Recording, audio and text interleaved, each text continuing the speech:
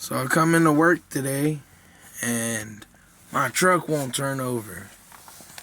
You can't see it because it's too dark, but it won't turn over. Don't know why. I'm gonna guess the battery's dead. But like I said,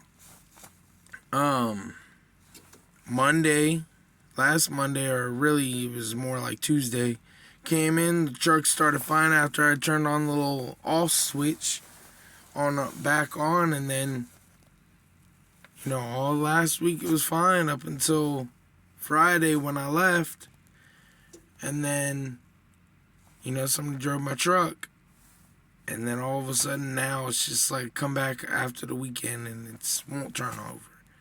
So it's like, crap, man. This is some BS. It really is, but it is what it is.